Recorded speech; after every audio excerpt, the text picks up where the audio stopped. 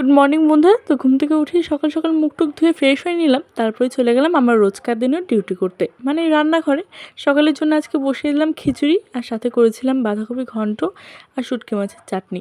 সত্যি কথা বলতে রোজকার দিন কিন্তু আমাদের বাড়িতে মানে শ্বশুর বাড়িতে কেউ সকালে খাবার খায় না, তো সকালে রান্না হয়ও না। সকালে রুটি এসবই খাওয়া হয়, হালকা খাবার। আজকে করলাম সকাল সকাল ব্রেকফাস্টটা কমপ্লিট করে নিলাম, আর এদিকে এসেছে কিন্তু বুনু দিকে পরোটা খাচ্ছিল। আর আজকে দুপুরে রান্নার জন্য বাবা নিয়ে এসেছে মাংস আর ফ্রাইড রাইস, মানে ফ্রাইড রাইস করা হবে তার জন্য চাল আর মাংস। তো আজকে হাতে কিন্তু সময় খুবই কম ছিল, কারণ সকালে খাবার দাবার খেতে খেতেই না অনেকটা দেরি হয়ে গেছিলো। তাই আজকে এই দুটো মেনুই করব, আর সাথে কিচ্ছু করব না। তো মাংসটা ম্যারিনেট করে রাখলাম, আর চালটা ধুয়ে রাখলাম, আর ফ্রিজ খুলে দেখি বাবা এতগুলো আইসক্রিম এনে রেখে দিয়েছে।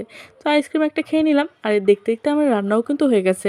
ফ্রাইড রাইসটা করে নিলাম, আর এক গ্যাসে মাংসটাও করে নিলাম। কেমন হয়েছে তোমরা কিন্তু অবশ্যই জানিও।